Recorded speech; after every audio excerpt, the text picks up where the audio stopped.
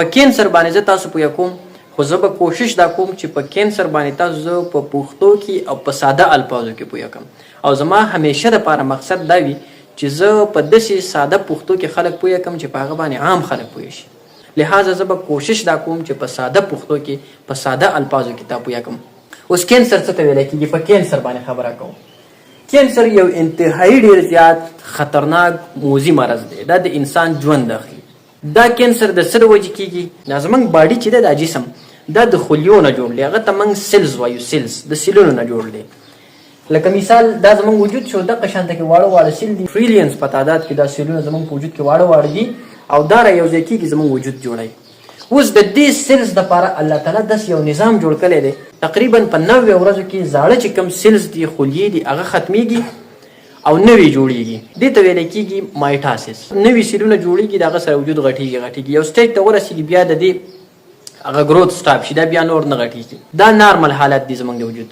اوس په کینسر کې څه چل کېږي؟ په کینسر کې دا کار کېږي، دا د سیل چې کوم ډیویژن دی، د خلیې چې جوړیږي او تقسیمیږي او غټیږي، دا سیل ډیویژن ابنارمل شي. مطلب دا دی چې ریپیډ سیل ډیویژن سٹارټ شي، د خلیې بې قابو تقسیم شروع شي، جوړیږي او غټیږي.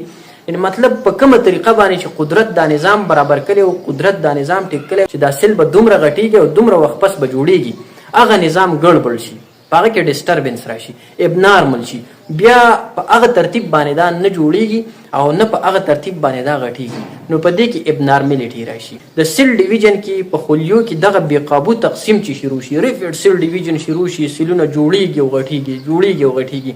د دې د وجې نه انکنټرولبل گروث سٹارټ شي، بې قابو تقسیم سٹارټ شي. دې ته ویلی کېږي کینسر. په پښتو کې درته زه ویم کینسر څه ته ویلی کېږي؟ کینسر دې ته ویلی کېږي زموږ په دې وجود کې دا وجود چې د څه نه جوړ دی، دغه خلیې بې قابو شي، دا بې قابو غټیږي او جوړیږي. دې ته ویلی کېږي کینسر. صحیح ده؟ اوس دا کینسر زموږ په وجود کې په مختلفو حصو کې کېدلی شي. لکه فار ایگزامپل په لنګز کې، په پیپړو کې کېدلی شي. کله چې په پیپړو کې د خلیو تقسیم بې قابو شي، نو دغلته بیا کینسر وشي. دغه ته ویلی کېږي لنګ کینسر، د پیپړو کینسر.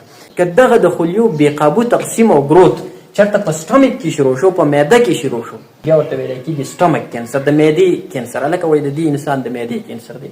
که دا چېرته په برسټ کې، چاتی چې ورته ویلی کېږي، په دې کې دا کینسر ولګېدو، بې قابو تقسیم شروع شو، نو برسټ کینسر ورته ویلی کېږي. یا پراسټیټ کینسر، تاسو به اورېدلي، بون کینسر، د اډوکي کینسر، برین کینسر، د دماغو رسولی. نو په کومه حصه کې هم چې د خلیو د بې قابو تقسیم شروع شو، دې ته ویلی کېږي هم د اغزي کینسر، لنګ کینسر، برین کینسر، سټمک کینسر، انټسټاین کینسر، د کولمو چې کوم کینسر دی. صحیح ده؟ مختلف قسم کینسر دی. دا شو کینسر. اوس موږ ته به دا څنګه پته لګي چې یو انسان ته کینسر شته که نه؟ نو د دې یو څو علامات دي، هغه ته ویلی کېږي ساین سیمټمز. مطلب ځینې علامات، ځینې اشارې په انسان کې راښکاره شي د مخکې نه. دې انسان ته پکار دا ده که چېرته دغه نشانات په یو انسان کې راښکاره شو، نو پکار دا ده چې دی خپل معلومات وکړي، دی لاړ شي ډاکټر ته، دی خپل ټیسټونه وکړي. خدا نه خواسته ماته خو کینسر نشته. اوس دغه علامات څه کېدلی شي؟ نو خبره کوو په سیمټمز باندې، په علاماتو باندې. څنګه چې تاسو ته ما وویل چې زموږ په وجود کې مختلف قسم حصو کې کینسر کېدلی شي، د هر حصې مختلف علامات دي. اوس که د دماغو کینسر دی، د دې ځان له علامات دي. که د معدې کینسر دی، د دې ځان له علامات دي. که د کولمو کینسر دی، د دې ځان له علامات دي. خو یو څو داسې مشترک غټ علامات به زه تاسو ته وښیم چې هغه کله په انسان کې راښکاره شي، نو پاسبل ده کېدلی شي چې دې انسان ته کینسر وي. ضروري نه ده چې دا علامات په یو انسان کې راښکاره شو نو خامخا د انسان ته کینسر دی، خو کېدلی شي، پاسبل ده. دې انسان لا خبردار کېدل پکار دي، دې له پکار دي چې دی خپل معلومات وکړي. ځکه چې د کینسر 4 سټیجز دي. زه به تاسو ته لږ وروسته ووایم چې دا په کم سټیج کې د دې علاج اسان دی، کېدلی شي په کم کې بیا دا مشکل کېږي. نو پکار دا دی چې انسان په وخت باندې د دې معلومات وکړي. که چېرته دې انسان ته کینسر وي، نو چې دی د هغه علاج شروع کړي. نو دغه علامات چې دي په هغه کې اولنی دی بلیډینګ فرام اني اوپننګ. زموږ په وجود کې مختلف قسم اوپننګز دي. اوپننګز مطلب دا چې د وجود هغه حصې چې هغه کولاو دي، پوزې کېدلی شي. که د دې پوزو نه انسان ته مثال بلیډینګ کېږي، وینې راځي په دې پوزه باندې، نو دا د کینسر علامت کېدلی شي. دغه شانته کې بل اوپننګ زموږ غوږونه دي، که په غوږونو باندې وینه راځي کینسر کېدلی شي. بل اوپننګ زموږ خوله ده، په خوله باندې که انسان ته وینه راځي نو دا هم علامت کېدلی شي. دغه شانته کې د تشو میتیازو، د ډکو میتیازو چې کومې لارې دي، که په دې باندې انسان ته وینه راځي نو دا علامات کېدلی شي چې د انسان ته کینسر وي. بل علامت څه شی دی؟ پرولانګ کوپینګ. مطلب دا دی یو انسان ټوخیږي او داسې ټوخیږي چې لږ ټیم دپاره نه، د ډېرې مودې نه را روان دی او دا ټوخیږي او د ده ټوخی نه ښه کېږي، میاشت 2 میاشتې 3 میاشتې دا مسلسل ټوخیږي او د ده ټوخی نه ټیک کېږي، نو دا علامت د کینسر کېدلی شي. بل ویټ لاس. کوم انسان ته چې کینسر وي د هغه به ویټ لاس کېږي، وزن به زر زر کمیږي، وخت په وخت دی ځان تلي وزن به کمیږي، چې بیا ځان تلي نور به وزن کمیږي. دا بله علامه ده. کنسټیپیشن، قبض کېدلی شي.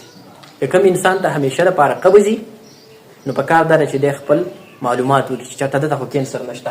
لاس اف اپیټایټ، مطلب دا دی چې د انسان ته لوږه نه محسوسېږي، وږی کېږي نه، خوراک یې زړه ته نه کېږي، نو دا بل یو سمټم کېدلی شي. فین اینډ فیټیګ، وجود ناراسته وي، ټول عمر ستړی، زور پکې نه وي، طاقت په انسان کې نه وي. که چېرته دا قسم علامات په انسان کې نو دې انسان ته کینسر کېدلی شي. خو تاسو ته ما وویل ضروري نه ده چې دا علامات په یو انسان کې، بله مسله هم کېدلی شي. انسان کې به بل څه مسله وي، دا علامات به پکې راغلي، نو خامخا دا فرض نه دی چې دا علامات په یو انسان کې راغله نو دته به خامخا کینسر وي.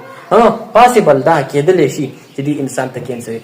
خو که چېرته دا علامات په یو انسان کې راغله نو په کار دا ده چې دی په وخت باندې خپل معلومات وکړي. ځکه چې تاسو ته زه وایم دا په اوله کې د کینسر علاج کېږي خو بیا وروسته د دې علاج نه کېږي. اوس راځو سټیجز ته. د دې 4 سټیج دي: سټیج 1، سټیج 2، سټیج 3، سټیج 4. دا د کینسر مختلف قسم سټیجز دي. سټیج 1 د کینسر اولنۍ مرحله ده. لکه مثال دا دی د انسان ته د برېسټ کینسر ورته وشو، صرف او صرف د ده په برېسټ کې دا کینسر دی، دې ته ویلی کېږي سټیج 1. مطلب دا د انیشیل سټیج دی، اولنی سټیج دی، صرف په برېسټ کې دی. اوس مثال که چېرته یو انسان ته د برېسټ کینسر شوی دی خو دې ته په وخت باندې پته ونه لګېدله، چې دې ته پته ونه لګېدله نو د دې برېسټ نه دا کینسر تېر چاپېره چې کم لیمف هغه ته خپاره شو، بیا دا سټیج 2 ته لاړه. په سټیج 1 او په سټیج 2 کې که چېرته چاته پته ولګېدله چې زما په وجود کې کینسر په دې حصه کې شته دی نو بیا د دې علاج پاسبل دی، په اسانۍ سره کېږي. که په سټیج 1 او په سټیج 2 کې چاته پته ونه لګېدله دا بیا نور خور شي، لږ نور را بهر شي، دې ته ویلی کېږي بیا سټیج 3.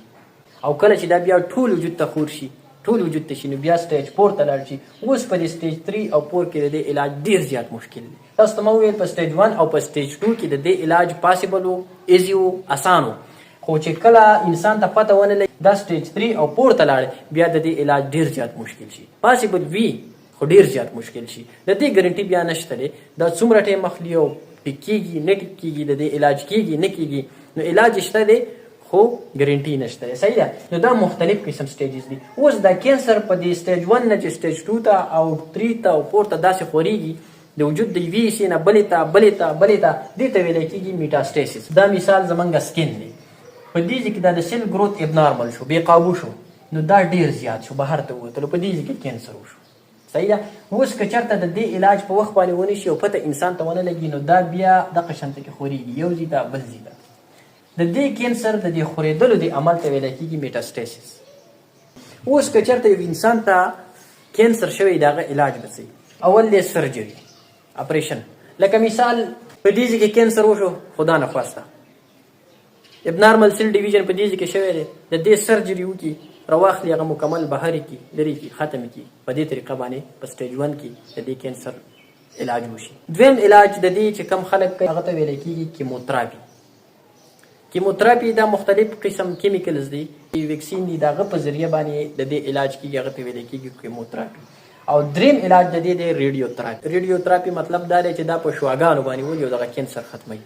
نو دا 3 قسم غټ علاجونه دي چې دا د کینسر کېږي. خو بیا هم تاسو ته زه ویم د اګاهي دپاره که په کوم انسان کې دا قسم علامات راښکاره شي نو په کار دا ده چې دی خپل معلومات وکړي چې د ده په وجود کې خو کینسر نشته. که چېرته دته کینسر وي نو په کار دا ده چې دی ټایم ضایع نه کړي، دی فورا خپل علاج شروع کړي. ځکه تاسو ته ما وویل په سټیج 1 او په سټیج 2 کې دا په وجود کې خور شوی نه وي دومره، نو د دې علاج پاسبل دی، په اسانه سره کېږي. خو که چېرته انسان ناراضګي وکړي، په دې کې د کینسر علامات راښکاره شوي د ډېر وخت نه او دی د هغه تشخیص نه کوي، د هغه معلومات نه کوي او دا کینسر خدا نخواسته سټیج 3 ته لاړې او 4 ته لاړې نو بیا د دې علاج ډېر زیات مشکل دی. او تاسو ته ما ویل دا یو موذي مرض دی، د خلکو ژوند اخلي. نو پکار دا ده چې د خپل صحت خیال وساتل. دا لیکچر دا ویډیو دا د ساده خلکو لپاره ده. زیاتره سټوډنټس اسې هم پوهېږي هغوی ته کلاسز اخیستل شي، خو زما مین ټارګټ چې دی غټ ټارګټ عام خلک دی، ساده خلک دی چې هغه په دې باندې پوه شي. نو نن زموږ لیکچر چې و دا د کینسر په باره کې، د کینسر د علاماتو په باره کې او د دې د علاج په باره کې و. نو دا د کینسر په باره کې پوره معلومات دي. که څوک د دې نه سکرین شاټ اخلي، که څوک د دې نه لیکل کوي، دا بورډ تاسو ته ښکاره دی.